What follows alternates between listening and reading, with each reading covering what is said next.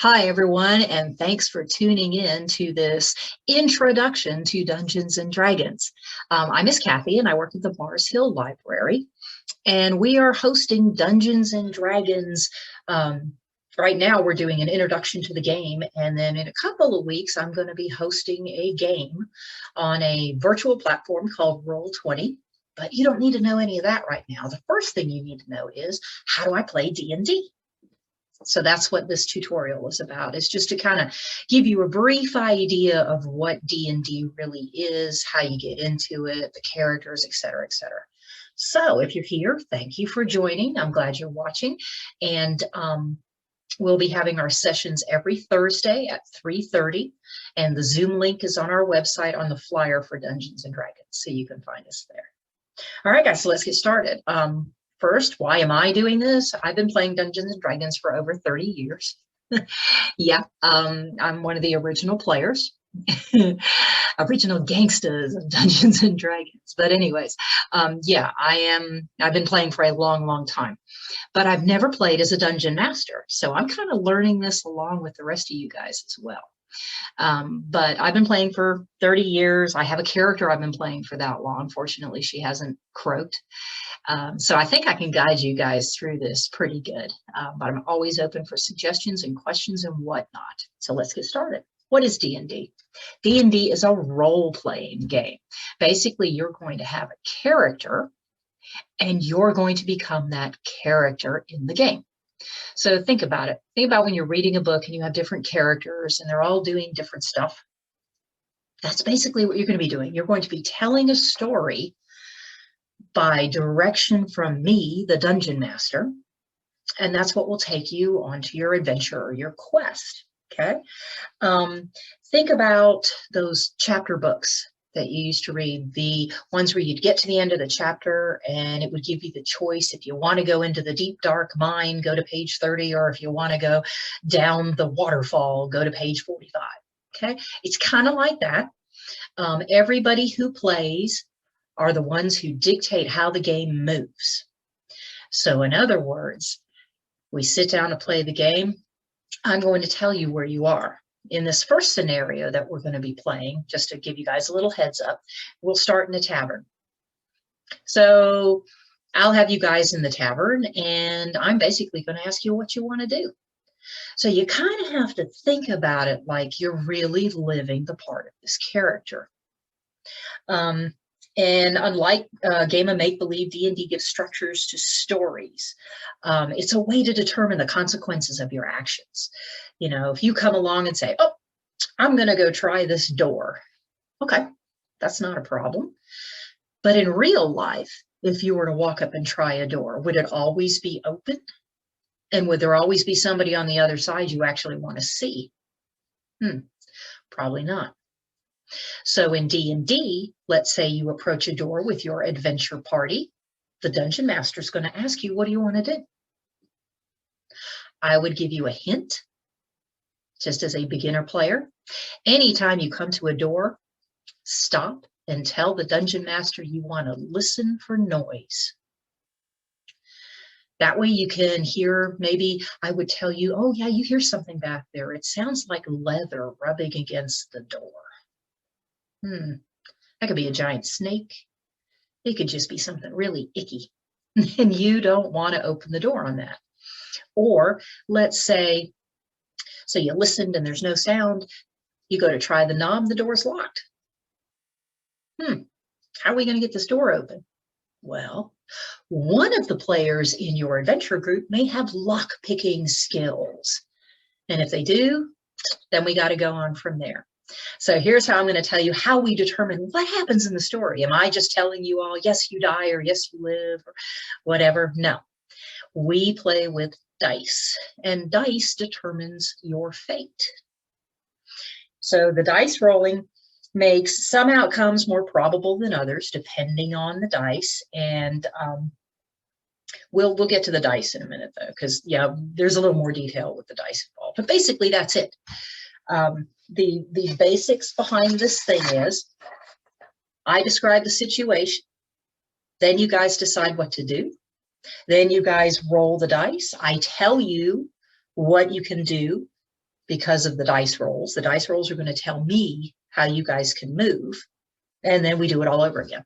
And it sounds kind of boring, I know, but no, really, it isn't. We're going to be just delving into an adventure, and the more you get in there and the more the things you see you can do, the more fun you're going to have. Let's say you're coming up to a drawbridge, or a bridge, not a drawbridge, a bridge. Ask the DM, what does a bridge look like? And I'm going to tell you, that bridge is rickety. It looks like it hasn't been repaired many, many years. Well, what does the water look like underneath it? Well, the water underneath it looks pretty dark and murky. Can you see anything in the water? Can't see anything. What would you do next? If you tell me you want to cross the bridge, I'm going to tell you to roll a die. You'll roll the die, and that'll tell me whether you fell in the water, you made it across successfully, or whether something in the water came out and decided to take a big chomp out of your leg. So really, it isn't up to me. It is up to the adventurers on how to play the game. Okay. Let's see. The game doesn't have an end. It never ends. That's why I've been playing for 30 years, but not nonstop. I have stopped playing for a while, but it never ends. When you get to the end of a quest or an adventure, usually there's something there to get you started on another one. So that's why these games go on for so long. And it's not always that long. There are things called modules that are put out by the makers of D&D, the Wizards of the Coast. And they set out these little small modules, and that has a whole scenario inside of it. And the DM doesn't have to do anything. All they have to do is read off the module, and you guys are going to play the module. Those usually last about 4 to 5 hours. But a regular quest, if you guys want to continue, we can play on as long as you like. So that's the great thing about this game. And there really aren't any winners or losers because you're working as a team. Sometimes one person out of the party may end up becoming the leader just because they like to speak a lot. And it's okay. It's okay if you want to play and you're not that forceful and you're kind of shy. That's all right. You can play. Your character can be quiet and shy. That's cool. I mean, there's absolutely nothing wrong with that. So as the adventures go on and as your characters become more experienced, you go up in levels, like in a video game. To get more experience in a video game, you got to beat the big giant bad guy at the end of the chapter there, right? Right. So in D&D, basically the same thing. All the monsters you defeat, all the puzzles you solve, all the questions you ask can gain you experience points. And experience points makes your character's level go up. And when your character's level goes up, that means you get more stuff. And by stuff, I mean you get more hit points. We'll go over those. And you get more skill points added to your attributes. Okay? And I know this all sounds so confusing. It is a lot better to look at visually, but since we're stuck in our virtual world here, this is the only way I can do it. Let me show you this. This is the Player's Handbook. Okay, you'll definitely want to check one of these out. We do have them at the library. I have them on hold under my name right now, but if anybody's interested in checking one of these out, you let me know. This Player's Handbook, it is very thick. It's really thick, and you got a lot of pages in it, and the writing is really small. But if you want to get started on D&D, this is a great place to start. I can also get you this handbook. I have a download of a basic handbook that I can send you. Basic, it's 180 pages. How many pages is this one? Yeah, this one's over 300. So I can send you a downloaded Player's Handbook that you can look at and read and get all caught up with the rest of us. But the Player's Handbook is going to be kind of like your Bible for the game because it will help you with everything. It'll tell you all about the game. It'll tell you all about the areas, the lands, everything. So this is definitely Player's Handbook. Good thing to have. All right. Let's see. We went over winning and losing. We did all that. Okay, so let's go over step by step how this goes. So let's say we're all sitting down, we're getting ready to play, okay? So the DM, the dungeon master, is going to describe the environment you're in, okay? I'm going to tell you where your characters are, what's around you, how many doors are in the room, how many tables are in the room, is there, how many windows, anything that you can see, okay? Then after I do that, I'm going to say, okay, guys, what do you want to do? Okay. So maybe one player is going to speak for the whole party and they'll say, oh, we'll take the door to the east. Okay, great, Or maybe one adventurer says, yeah, y'all go ahead and go to the door to the east. I want to go over here and see what's under this table. Or I just kind of want to look around the room a little bit because you never know. There may be treasure. There may be hidden messages. There may be maps. There may be secret passages. There may be weapons. There may be anything. So anywhere you are, take the time to look around, okay? Because that's a really good thing to do, especially if you're in a neutral place like a tavern or a town, someplace that isn't going to have a lot of monsters in it, hopefully. I hope the town doesn't have monsters in it. We're going to be in trouble if it does. Okay. So you don't need to take turns. It isn't a turn thing. It isn't you go, now you go, now you go. Whoever wants to go can go. One person will talk to me, tell me what they want to do, and that person's actions may affect the rest of the group. So if somebody says, I want to go barging through the east door with my crossbow raised, somebody in the group may want to not do that or have this person disturb what's ever behind that door.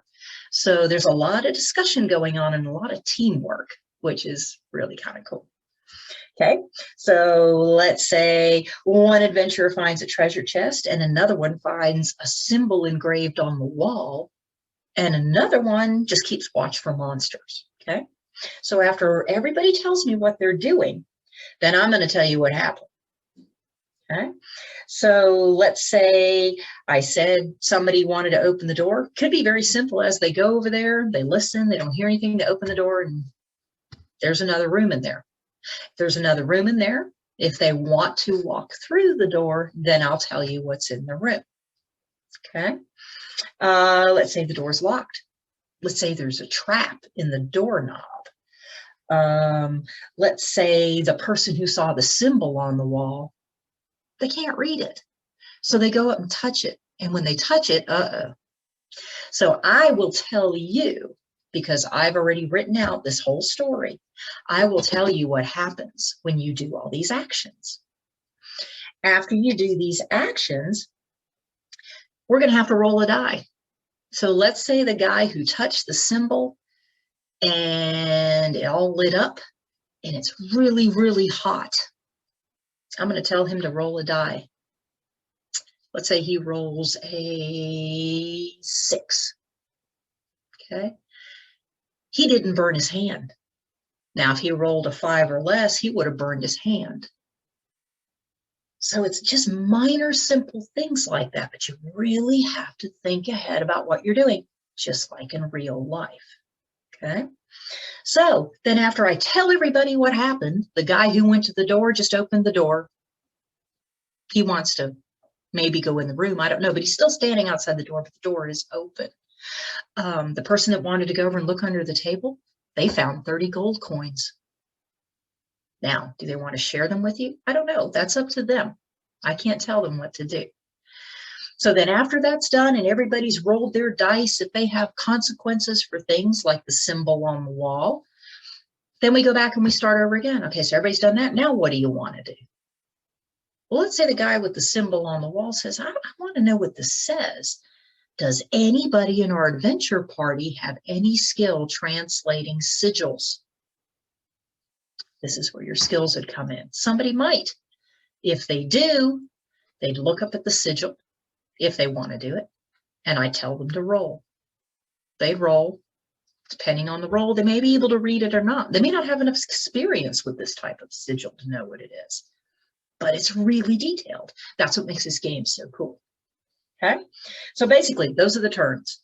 I tell you where you are, what's going on. You guys tell me what you want to do. We roll some dice to see if you can do it or can't do it, or if anything else happens, and then we repeat. Okay, all right, guys, so let's talk about dice. This is a dice bag. Ooh. There are many, many dice, as you can probably hear. Okay? You got your 6-sided die. You usually need a lot of these when you're rolling. Okay? Because these usually will help you hurt monsters and whatnot. Okay? You have a 10-sided die. And you can see that, 10 sides. Okay, we've got 8-sided die. Now these are kind of cool. They are called crystal dice. And it's kind of hard to see the numbers. So what a lot of people will do, and let's see, I don't think I've done it because I can see the numbers. But a lot of people will take a crayon and color those numbers in. But you can see them. Okay. And let's see what else. Oh, and we have a 4-sided die here. 1, 2, 3, 4. Okay. And then we've also got, this is the main one you're going to be using. This is a 20-sided die. This basically will tell me what the consequences are of your actions. Okay. If you get a chance, go on down to some of the local gaming shops. There's a really great one on Merriman Avenue called Wyvern's Tale. And they have tons of dice sets. And what's really cool about them is, like, this is a commemorative dice set from Wyvern's Tale, but you can get all sorts of cool dice and really make them your own, depending on what colors you like and whatnot. But anyway, those are the die. Okay, so polyhedral dice, many-faced die. That's what we're playing with here. The different dice are referred to by the letter D, and then how many sides the die is. Okay, so if I tell you roll 3d6, what am I going to do? You're going to take 3 6-sided die and roll them. 3d6. Okay. This is a d20. Usually just roll one of those. Roll 2 d8s. Got them. Okay. So just remember, if somebody tells you, or if your DM tells you roll however many, d whatever, it's however many of however many sided die. And I know this sounds so complicated, but it really isn't that hard, okay? So yeah, so when you roll the dice, the rules are going to tell you how many to roll, like I just told you. And then we also have things called modifiers that we're going to add to your dice rolls. And the modifiers come from the character sheets when you roll up your character. So let's see, let me pull up a character sheet here so you guys can see what it looks like. This is a character sheet, and it is probably coming out backwards, which it is. But all of your modifiers, because you have these abilities right here: strength, dexterity, constitution, intelligence, wisdom, and charisma. All of these are going to have a number. We get those from dice rolling before you start playing the game and when you set up your character. All those numbers tell me how intelligent you are, how smart you are, how strong you are, whatever. And that will also affect the die rolling too. So yeah, it sounds pretty complicated, but I swear, once you start playing, it's a piece of cake. Okay? All right, so does an adventurous sword swing hurt a dragon, or does it just bounce off his iron-hard scales? Will an ogre believe a bluff? Most of the time they do, because they're kind of stupid. Can a character swim across a raging river? All right. So all of this stuff is going to depend on this 20-sided die. This can be your friend or your horrible, horrible enemy. Okay. We were just talking about the abilities: strength, dexterity, constitution, intelligence, wisdom, and charisma. They range from about 3 points to 18 points for the adventurers. Okay, and then the monsters can go as low as 1 to 30 on their abilities. All right, so let's go over the abilities, because it's like, what are you talking about? I'm going to tell you. Each one of these abilities will be an ability that your character has. Depending upon the dice roll will depend on how high the ability your character has. The higher the ability, the more of it they've got. Okay, so let's start with strength. Strength is pretty simple. You're measuring physical power. Okay, so we're going to need to do something called a strength check before somebody wants to use a measure of physical force. Let's say there's a door, can't get in it. We've got nobody who can pick the lock. Well, big knight guy over here wants to break it down. Okay, great. What's your strength? My strength is 2. Oh, that's not very good. So you're going to need to roll a 20-sided die that will tell me whether you're strong enough to open that door or not. Okay, or break down that door. Same things like climbing a sheer, slippery cliff. You'd have to have the hand strength to climb up the cliff. Oh yeah, if you want to jump a long distance, struggling to swim, and there's creatures in the water, struggling to swim and the water is treacherous. Anything that takes physical strength to get it done, you're going to need a high number. Or let's say you need to break open a door and it's made of, oh, who knows, foam. You won't need to be that strong. So yeah, and these numbers go up the more you play the game. So you do get better. You do get better. So our next ability is called dexterity, and that measures your agility, okay? Any attempt to move nimbly, quickly, quietly, stealthy, any place where you have to keep your footing. So in other words, places where you might be clumsy, okay? You need some pretty good dexterity. Same thing about like here. Let's say you're trying to run across a sheet of ice. You need to roll to see if your dexterity would allow you to do that. You need to be able to balance on a tightrope, or you're on a ship and the deck is rocking really hard. Roll your dexterity. We need to see if you're going to fall off or not. Okay. Dexterity can also be used for thief characters, and I believe they're called rogues in version 5. For thief characters who pickpockets, or they will steal maps from unsuspecting people, you know, stuff like that. So you need a little bit of dexterity and stealth to be able to do something like that. Okay, constitution. Your constitution measures your endurance.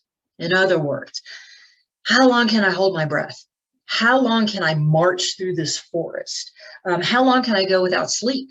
How long can I survive without food or water? I'm going to get into a drinking contest in the tavern. How well can I drink down a thing of ale in one go? All that has to do with your constitution, your endurance. Okay. So yeah, that's pretty cool. Intelligence. We all know what intelligence is. Measuring reasoning and memory.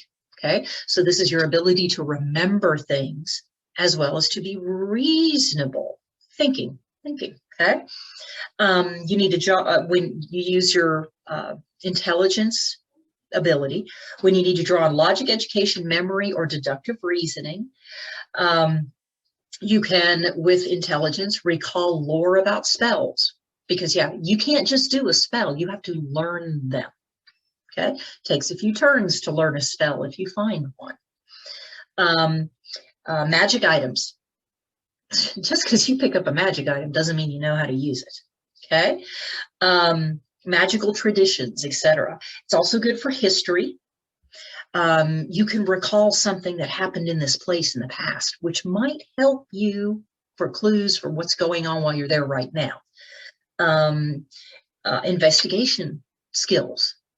You walk into a tavern and, oh gosh, you know, somebody's lost something. Well, let's deduce, let's figure out, do we look under tables? Where were you the last time, you know, you were in this tavern? Where were you sitting? Looking for clues. That all falls under intelligence.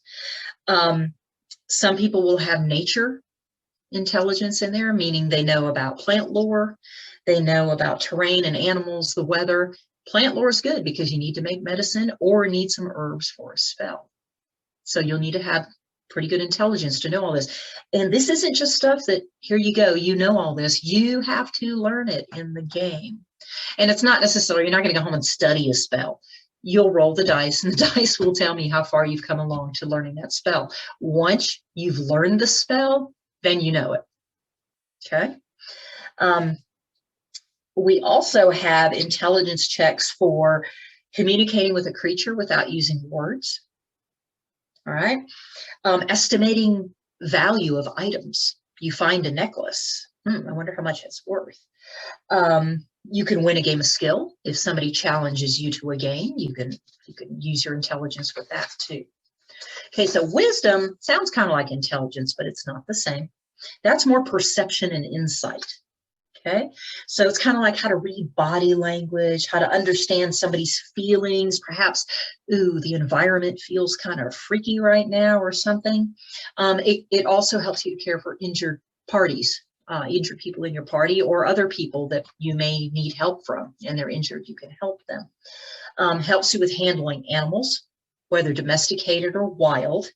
It tells you if your mount's getting spooked. If you want to try to do a risky maneuver, is your mount going to be okay with that, your horse? Insight, it's kind of like true intentions of a creature. If a creature comes up to you and he's just smooth talking to you and everything, is he really being true, or is there something you need to be really wary about? Your wisdom and your insight and perception are going to tell you whether or not. It lets you spot, hear, or otherwise detect the presence of something. Okay, so let's say you have a closed door. What did I tell you to do at closed doors? Listen. You may hear a conversation. Okay, so that's a good thing because sometimes conversations lead to clues and help you along in the game. You might hear monsters moving in the forest. I want to stop. I want to be real quiet. I want to listen. What's that sound? I know what that sound is because I have the wisdom and the perception to know there's a monster over there. Okay. And then also it helps you in survival skills. Following tracks, hunting wild game. You would be able to guide your group through frozen wastelands if you had a high number, of wisdom ability. You could predict the weather. Maybe we shouldn't cross that sea at this time. There's a really bad storm coming. You can also, you'll get a gut feeling about things that happen. And how do you know you have a gut feeling? I want to go into this forest. Okay, roll that 20-sided die. The number on the die is going to tell me whether I can tell you, you've got a feeling that something might not be right. And then you can go from there. Okay. And then our last one is charisma. Charisma is your charm, your personality, your looks, the way you persuade people to do things for you. Okay. It's a measuring force of personality. All right. It measures your ability to interact with other people, other monsters, other beings. It includes factors as confidence and eloquence and can represent a charming or commanding personality. Now, I know you guys know some of these people, right? They can just walk into a room and everybody wants to listen to them. That's what your charisma is, okay? A charisma check, meaning roll that 20-sided die and let's see if you can do this. A charisma check is going to come up when you try to influence others, maybe changing their mind, whatever. Entertaining others when you're trying to make an impression, or when you're trying to tell a very convincing lie. That helps. It helps, charisma also determines whether you can convincingly hide the truth. So we just talked about that. So maybe somebody's asking you a question and you don't want to tell them the truth. You know the truth, but if you tell it to them, it's not going to be a good thing. So that helps you with that. In instances like you want to fast talk a guard, or you want to con a merchant out of some of his goods. Gambling helps with gambling in the game. It helps you maintain a straight face while you're blatantly lying to somebody and they believe you. So if you have a good charisma score, that's what that'll work for. You'll be able to intimidate people too. Okay, you can either threaten them, have hostile actions, physical violence, like thinking about you have a prisoner and you want to get information out of them. You're going to be the bad cop in the good cop, bad cop scenario. Okay, you can convince street thugs to back down from a confrontation if you have high ability score of charisma. You also have performance in there, meaning if you're in a tavern and somebody says, hey, I'll give you 20 gold pieces if you'll dance a jig. Okay. Do I have a high charisma score? Can I do this in front of people without feeling like a fool? And no, you're not going to have to dance a jig, but your character would. So if you had a high charisma score and you did it, hey, you got 20 gold pieces. That's always a good thing. And it also helps you to persuade people. People with high charisma are great for finding out news, finding out rumors, finding out gossip, because that's all stuff you might need in the game. All right, so we talked about the dice. So we're going to talk about the modifiers. Okay, so the modifier is derived from one of the character's ability scores. That's what we just talked about. So let's say you have a really high charisma and you want to go up to, let's see, there's a guard at the gate of the town. And he's been told not to let everybody in there because there are a band of thieves loose. So we're not letting anybody who doesn't belong in the town right now. But you need to go in there because there's something in there you need. So you go up to the gate and you talk to the guard. And the guard's kind of like, I don't know. So I tell the DM, I'm going to charm the guard. The DM's going to tell you to roll that D20. Let's say you get a 10. If you look on your charisma score, there may be something on there that allows you +3 because you're just so charming. So you roll the 10. If you add that 3, which is a modifier to that score, you get a 13. The DM tells you, you only needed 6 to convince him. He has opened the gate for you and is dancing you in. He likes you that much. Excuse me, guys. So modifiers have a lot and they help with your rolls. Okay. Now, you aren't the only one that has modifiers. Monsters might have them too. Creatures might have them, other players, etc. So you have to be careful of all that. Okay. You are going to be rolling for 3 different things. You're going to roll for an ability check, and that's what we were just talking about, the 6 abilities. Does my intelligence allow me to be able to work the spell? Do I know it? Roll the dice. If you already know it, then you're going to roll the dice to see if the spell worked. But first thing, do you know this spell? Roll the die, okay? A saving throw, which is the next thing you'll be doing with the dice. Let's say you were walking into a cave and there's a big pool of acid slime there and you walked right into it. You didn't stop, you didn't look, you didn't listen, you just walked right into it. I'm going to tell you to roll a die because you're standing in acid slime. So you'll roll the D20 and hopefully you'll have a modifier in there you can add to that. And maybe the acid slime just burned off your toenail. Or maybe you got a really bad dice roll and it burned off your whole leg. So you need to be careful about stuff like that. You need to think before you act. And since we are playing beginning D&D, I will ask you guys before you go in, are you sure you want to do that? If a DM says, are you sure you want to do that? You may want to rethink your plan. Okay. Then the next roll will be an attack throw. Or an attack roll. And the attack roll is when you are actually fighting one-on-one, a monster, another person, a creature, whatever it is. Okay, and that attack roll will tell me how many hit points you've taken off of the monster. Hit points, what are hit points? Hit points.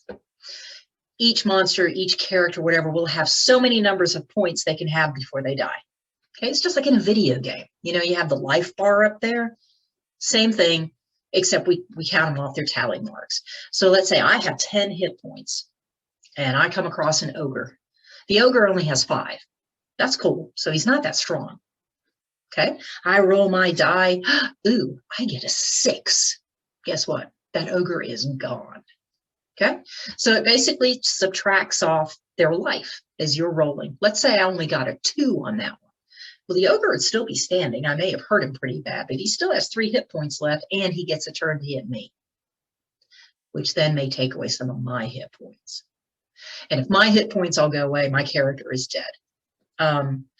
Just from experience from when I started playing a long time ago, I will not allow any of your characters to die the first few times we play, because that really stinks. When you have a character that you spent so much time working on and you die within the first 5 minutes of the game. So we won't do that, I promise. I promise I won't let your characters happen. All right. So next week, I hope that helps you out, guys. Like I said, definitely get one of these.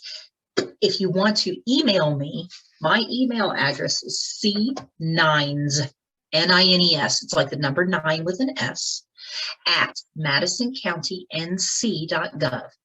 Email me. I'll be happy to send you that downloaded manual. It's free. All you have to do is download it and look at it. So you can read about the basic things behind the game and how it's played, and it'll just help answer a lot of your questions. And also, on session 2, we're going to be discussing how to roll up a character. That player's handbook will help you with that as well. So let's see, the beginner's guide. What I would like you to do is think about your character, okay? There are races and there are classes. Elves, druids, paladins, knights, drows, half-elves, halflings. You can be human. You can be a wizard. There's just all sorts of stuff. So think about your personality. What would be good for you to play? Okay, that's up to you. You get to pick what kind of person or being you want to be. Okay, think about a name. The name's always good. Think about what you look like. It can be anything. I'm also going to recommend to go to this website, dnd.wizards.com/classes/races, one or the other. That'll help you with any questions you may have about developing a character. That's the Wizards of the Coast's website, so it's very safe to go into. And if you have any questions about the game, they'll have it all on there. And it's great because they have really good visuals for the characters in deciding what you may want to be. So yeah, read about creating a character, and then we're going to talk about that in the next session.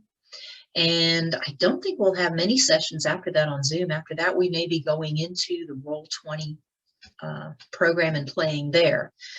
Eventually, when we can all be back in the same building and in the same room, I'd love to have about 5 or 6 games running at the same time with a DM at each table.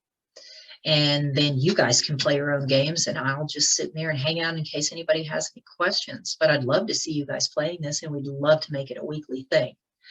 So that's it for your quick tutorial on D&D and the basic basis behind it and all of that good stuff. I hope this helped. Send me any questions you have. Once again, C9s@MadisonCountyNC.gov. I'll be happy to answer any questions. And I hope this helped you. Check out that book or go find it or ask me for the manual. And hopefully we will see you at the second session. So thank you, everybody. From your Dungeon Master, I'll see you next week.